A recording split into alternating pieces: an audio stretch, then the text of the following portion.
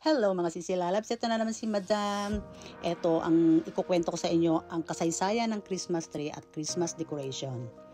Matagal bago pa natin sinindihan ang mga Christmas light at naglagay ng parol sa ating mga tahanan. Nagsimula lahat yan sa isang simpleng simbolo ng buhay at pag-asa sa gitna ng lamig at taglamig.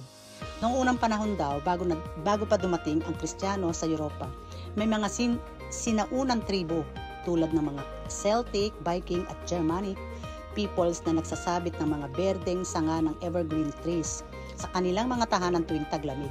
Para sa kanila, ito ang simbolo ng buhay na hindi namamatay kahit sa gitna ng nagyayelong panahon. Pero ang modernong Christmas tree na kinilala natin ngayon, nagsimula noong 15s sa Germany. Ayon sa mga tala, mga debotong Kristiyano noon ang unang naglagay ng pino sa loob ng bahay. Pinalamutian ng mga prutas, kandila at papel ng mga bulaklak bilang sagisag ng liwanag ni Kristo sa madilim na panahon ng taglamig. Si Martin Luther, isang reformista sa simbahan, ang sinasabing unang naglagay ng mga kandila sa Christmas tree. Ayon sa alamat, isang gabi habang naglalakad siya sa kagubatan, natanaw niya ang mga bituin na kumikislap sa pagitan ng mga sanga ng puno at naisip niyang gayahin ito sa loob ng kanilang tahanan. Doon ipinanganak ang unang Christmas tree na may ilaw na mga kandila sa halip na LED lights. Mula sa Germany, kumalat ang tradisyon sa buong Europa. Nang mapangasawang si Queen Victoria ng England, ang German na si Prince Albert, ipinakilala nito ang Christmas tree sa mga Briton noong 1840s. Lumabas pa nga ang isang lithograph, ang larawan nilang mag-asawa kasama ang mga anak, nakapalibot sa isang puno na puno ng palamuti at boom, naging uso sa buong mundo. Noong 80s, nagsimulang gamitin ang blow glass ornaments mula sa Germany. Noong 90s, pinalitan ng mga kuryenteng ilaw, mga kandila para sa mas ligtas at mas maliwanag sa selebrasyon.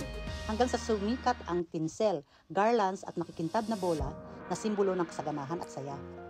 Pagdating sa Pilipinas, nang dumating ang mga Espanyol noong 50s, dala nila ang tradisyong Kristiyano, ngunit tayo naman ay naglagay ng sariling timpla, hitin ang mga parol bilang simbolo ng bituin Bethlehem.